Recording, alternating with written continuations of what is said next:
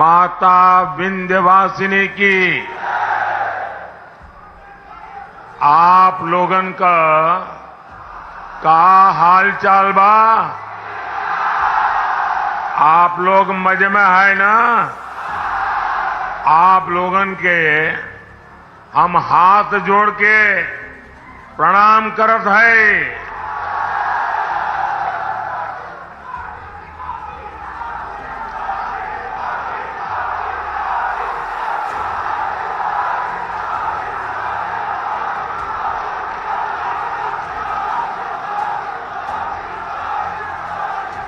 जय श्री राम।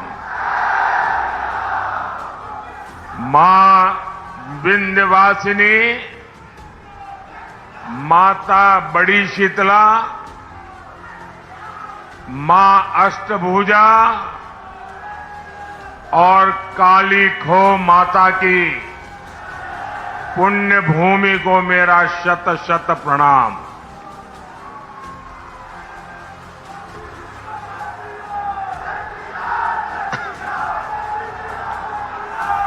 ज्येष्ठ का ये महीना हमारी परंपरा में विशेष होता है और इसका हर मंगलवार बहुत खास होता है। कोई बड़ा मंगल कहता है, कोई बुढ़वा मंगल कहता है। इस बार ये बुढ़वा मंगल और भी विशेष है, क्योंकि 500 साल बाद ये पहला बड़ा मंगल होने वाला है जब बजरंगबली के प्रभु राम अयोध्या में अपने भव्य मंदिर में विराजे होंगे।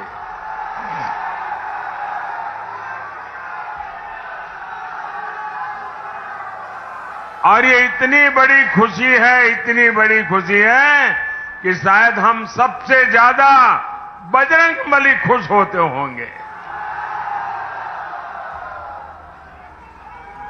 भाई बहन, जरा मेरे एक सवाल का जवाब देंगे आप? मेरे एक सवाल का जवाब देंगे आप लोग? आपकी आवाज नहीं आ रही है। मेरे एक सवाल का जवाब देंगे?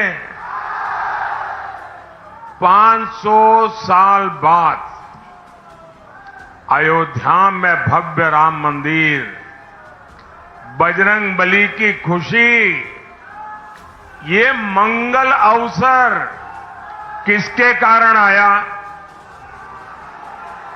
किसके कारण आया? किसके कारण आया? किसके कारण आया? ये पुण्य काम किसने किया? ये पुण्य काम किसने किया?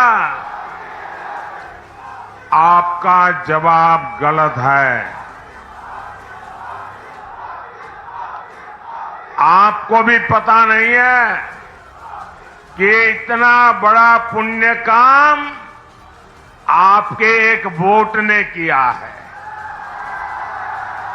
ये आपके वोट की ताकत है कि आज राम मंदिर भी बना है और जैसा योगी जी ने कहा, यहां मां विंध्यवासिनी का भव्य नव्य कॉरिडोर भी बन रहा है। और संयोग देखिए,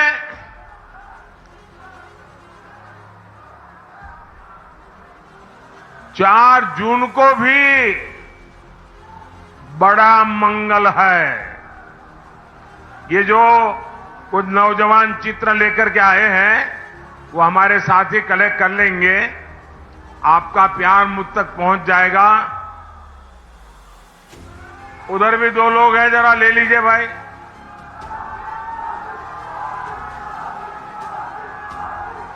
आप सबको संतोष हो गया? धन्यवाद जी। साथियों, 4 जून को बड़ा मंगल के दिन फिर एक बार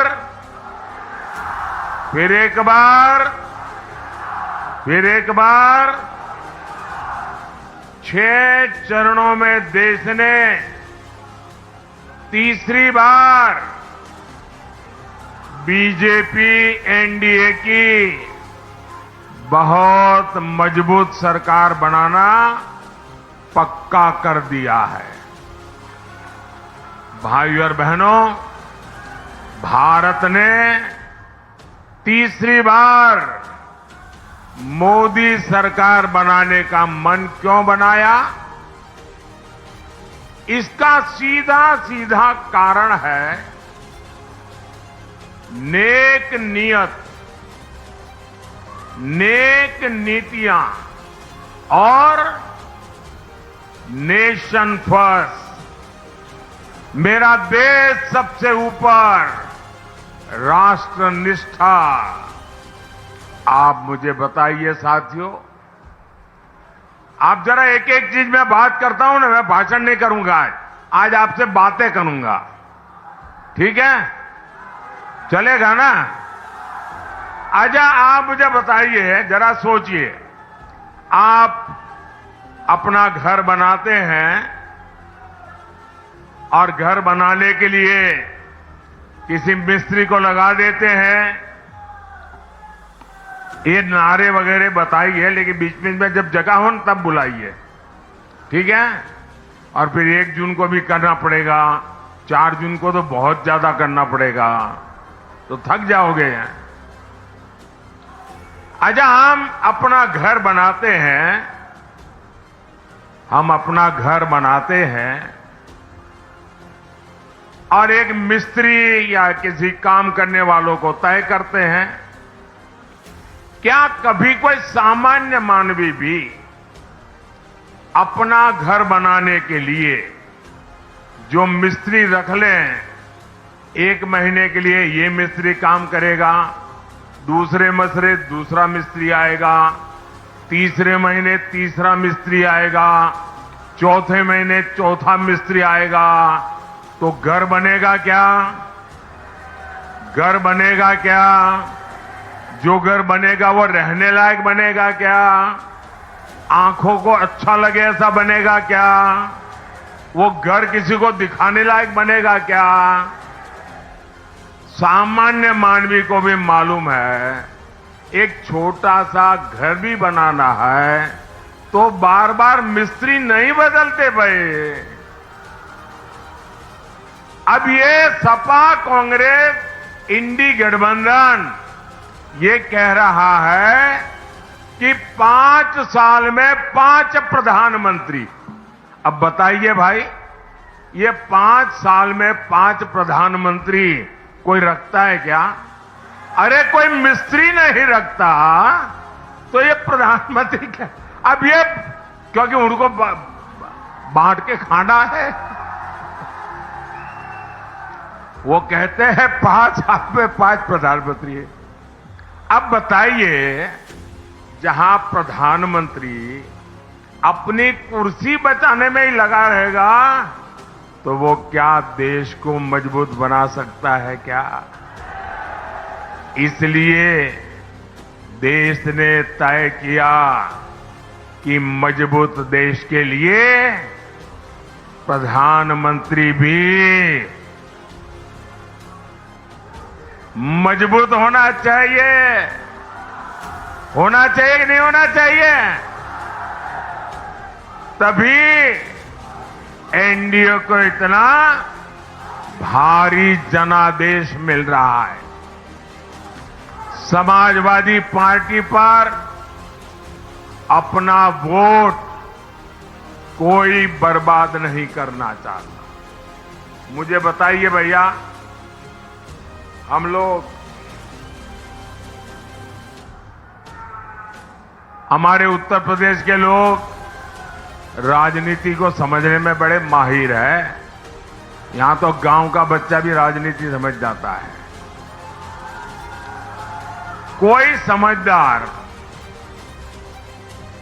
कभी भी, अब मान लीजिए कोई कंपनी डूब रही है तो उस कंपनी का शेयर कोई खरीदेगा क्या? आप बताइए ना, खरीदेगा क्या? 10 रुपए का शेयर भी खरीदेगा क्या? जो डूबता है उसमें कोई पैसा डालेगा क्या? जो डूब रहे हैं उसको कोई वोट देगा क्या? देगा क्या? पता ही है कि इनका डूबना तय है, तो कौन वोट डालने की गलती करेगा भाई? सामान्य मानवी वोट उसी को डालेगा जिसकी सरकार बनना तय है। आप बताइए, आप मिर्जापुर में चौराहे पर जाके खड़े रहिए, किसी भी 100 लोगों को पूछिए कि मैं बताओ भाई किसकी सरकार बनेगी, 90 लोग क्या बोलेंगे? बताइए क्या बोलेंगे? तो फिर वोट उसको ही देना चाहिए, नहीं देना चाहिए? उसको ही देना चाहिए, नहीं देना चाहिए? वोट बर्बाद करना चाहिए क्या? भाइयों और बहनों, इंडी गठबंधन वालों को देश अच्छी तरह जान गया है। ये लोग गौर सांप्रदायिक हैं, ये लोग गौर जातिवादी है, ये लोग गौर परिवारवादी है। जब भी इनकी सरकार बनती है तो इसके आधार पर ही फैसला लेते हैं। अभी देखिए, यहां पर चुनाव हुए, हमारे यादव समाज में इतने होनहार लोग हैं, इतने होनहार लोग हैं, लेकिन उन्होंने अपने परिवार के लोगों को ही टिकट दिया, बाहर के एक भी को नहीं दिया। साथियों, इतने दशकों तक देश ने बम धमाके झेले हैं, आतंकवाद ने सैकड़ों जीवन तबाह किए हैं, और हमारे सपा वाले क्या करते थे? कानून व्यवस्था और समाजवादी पार्टी का 36 का आंकड़ा है। जो आतंकी पकड़े जाते थे उनको भी ये सपा वाले छोड़ देते थे। जो पुलिस अफसर इसमें आनाकानी करता था, सपा सरकार पुलिस वाले को सस्पेंड कर देती थी कि तुमने आतंकवादी को पकड़ा, क्यों, घर जाओ। साथियों, मिर्जापुर को तो इन्होंने बदनाम करके रखा था। इन्होंने पूरे यूपी को, पूर्वांचल को माफिया का सुरक्षित ठिकाना बना दिया था। जीवन हो या जमीन, कब छीन जाए कोई नहीं जानता था। और सपा सरकार में माफिया को भी वोट बैंक के हिसाब से देखा जाता था। अब ऐसा नहीं है। अब हां, हमारे योगी जी और उनकी पूरी सरकार मेरा जो स्वच्छता अभियान है उसको बड़ी बहादुरी से आगे बढ़ा रहे हैं। यहां पर यहां बराबर सफाई चली है। सपा सरकार में पहले जनता थर-थर कांपती थी, अब भाजपा सरकार में माफिया थर-थर कांप रहा है। भाइयों और बहनों, अपने वोट बैंक को खुश करने के लिए इंडी गठबंधन वाले, समाजवादी पार्टी वाले कोई भी हद पार कर सकते हैं। अब तो इनके निशाने पर हमारे देश का पवित्र संविधान भी अब इनके निशाने पर है। ये दलित, पिछड़ों, आदिवासियों के हक लूटना चाहते हैं। हमारा संविधान साफ साफ कहता है कि धर्म के आधार पर आरक्षण हो ही नहीं सकता। इनके इरादे कितने खतरनाक हैं, इससे जुड़ा एक नया खुलासा मैं आज कर रहा हूं। 2012 में उत्तर प्रदेश विधानसभा चुनाव के समय जनवरी महीने में सपा ने अपना घोषणा पत्र जारी किया था।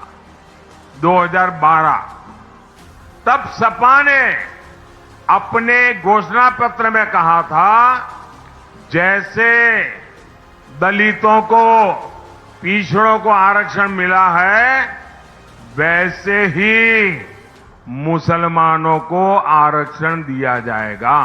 ये सपा ने 2012 के घोषणा पत्र में कहा था।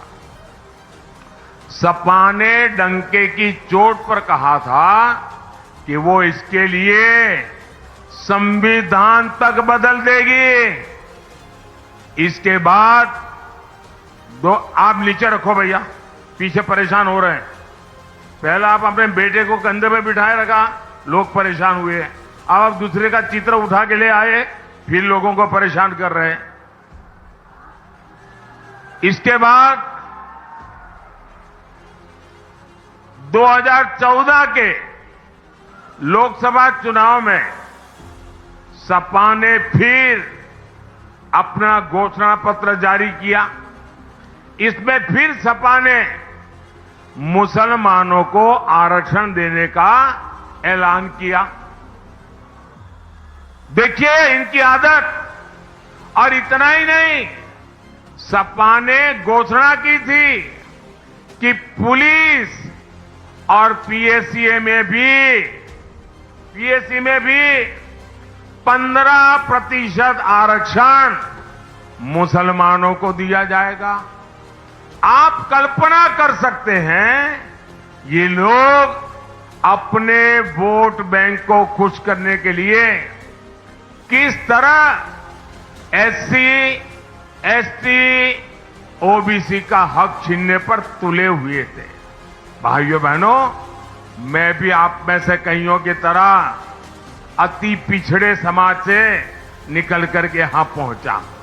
मुझे उनकी पीड़ा मालूम है। पिछड़ों ने कैसी जिंदगी जी है वो मुझे मालूम है। उसको भी ये लूटना चाहते हैं। सरकार में आने के बाद इन्होंने अपनी मनमानी भी की, लेकिन मामला तब से सुप्रीम कोर्ट में फंसा हुआ है। बावजूद इसके ये पिछले दरवाजे से ओबीसी का हक, अति पिछड़ों का हक मुसलमान को देते रहे हैं। लेकिन बार बार कभी हाई कोर्ट, कभी सुप्रीम कोर्ट इसको रोक लगाती है, गंभीर सवाल पूछती है, मामले लटके रहते हैं।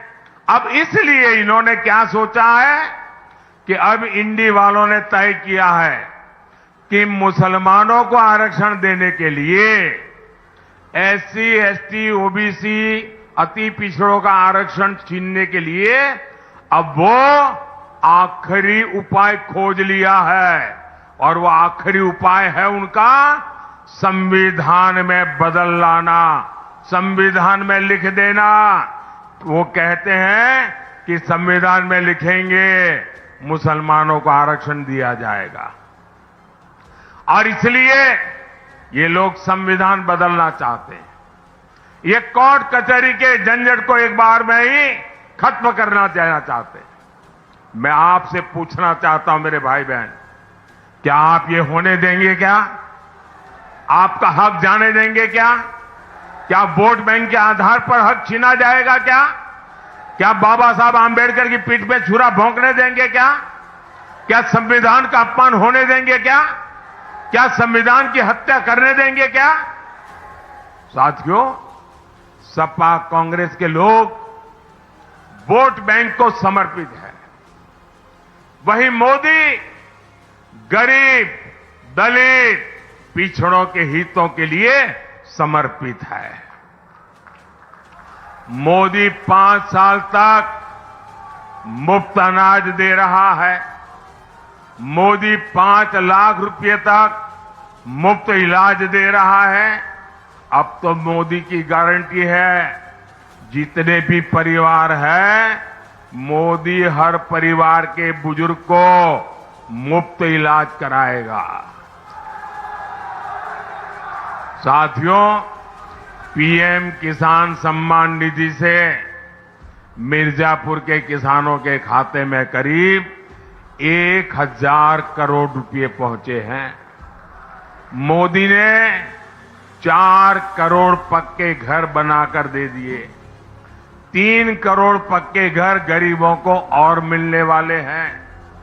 ये एक एक घर लाखों रुपए का है, जो माता बहन के नाम पर मिल रहा है।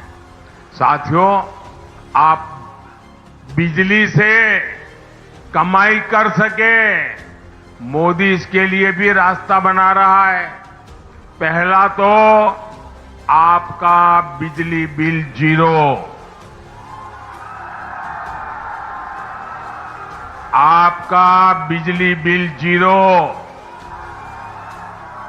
इतना ही नहीं, आपके पास जो अतिरिक्त बिजली होगी वो सरकार खरीदेगी, बिजली के बदले में पैसे देगी और आपको बिजली से कमाई होगी।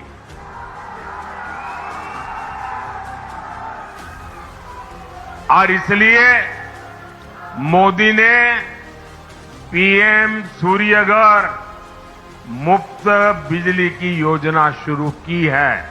ये शुरू कर दिया है, वादा नहीं कर रहा हूं, गारंटी चालू हो गया काम। आप ऑनलाइन जाकर के रजिस्ट्री करवा दीजिए। और ये काम करने के लिए हमारी सरकार आपके घर के छत पर सोलर पैनल लगाने के लिए हर घर को 75,000 रुपये तक देगी। हर घर को सरकार के पैसों से सोलर पैनल लगेगा और उससे बिजली से आपको कमाई होगी। बताइए, आपको डबल मुनाफा है कि नहीं है? मुफ्त बिजली का लाभ है कि नहीं है? भाइयों और बहनों, ये क्षेत्र हमारे हस्तशिल्पियों का, कलाकारों का, विश्वकर्मा परिवारों का क्षेत्र है। यहां का पीतल उद्योग, कारपेट उद्योग, मिट्टी के बर्तनों का उद्योग हमारी ताकत रहा है। आपके उत्पाद देश ही नहीं, विश्व के बाजार में पहुंचे, ये काम करने में मोदी जुटा है। पहले हमने यहां एक जनपद एक उत्पाद योजना चलाई। अब मोदी पीएम विश्वकर्मा योजना लेकर आया है। इस योजना के तहत विश्वकर्मा साथियों को ट्रेनिंग सरकार दे रही है, आधुनिक औजारों के लिए पैसा दे रही है और बैंक से लाखों रुपयों की सीधी मदद भी पहुंचा रही है। और ये मोदी की गारंटी है, उसको पैसा मिले। इससे हर प्रकार के बर्तन, खिलौने बनाने वाले साथियों को लाभ होगा। कुछ साल पहले तक भारत विदेशों से खिलौने आयात करता था। मैंने देश के खिलौने उद्योग को प्रोत्साहन दिया, उनका हाथ पकड़ा। आज भारत के खिलौने पूरी दुनिया में पहुंच रहे हैं। इसलिए मिर्जापुर के खिलौना बनाने वाले साथियों के लिए भी अवसर ही अवसर है। भाइयों और बहनों, मिर्जापुर और रॉबर्ट्सगंज नारी सशक्तिकरण के मॉडल बनकर उभरे हैं। बहन अनुप्रिया तो मेरे मंत्रिमंडल की एक मजबूत साथी है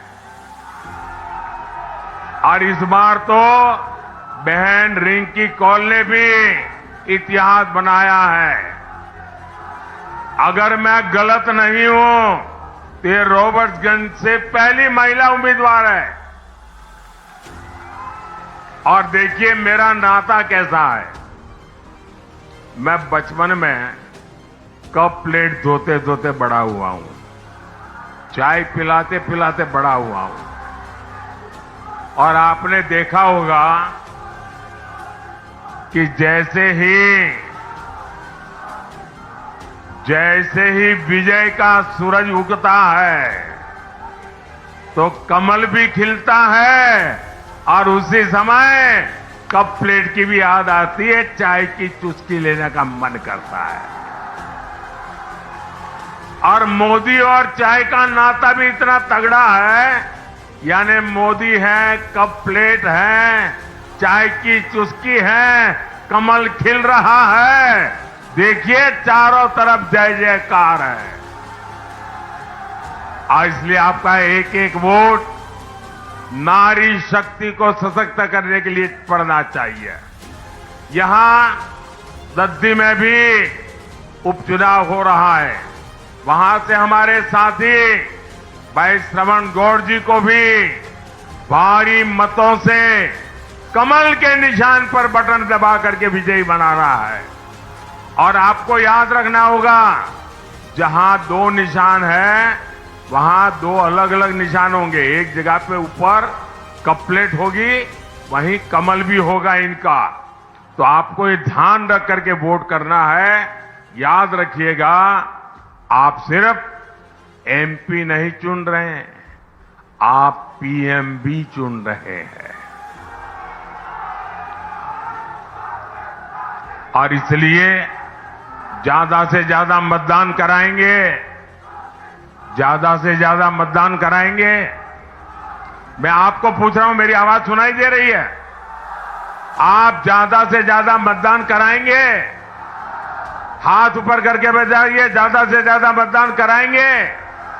हर पोलिंग बूथ में विजयी होके आएंगे, घर घर जाएंगे, मतदान के पुराने सारे रिकॉर्ड तोड़ेंगे। अच्छा, मेरा एक काम करोगे? ये मेरा पर्सनल काम है, करोगे?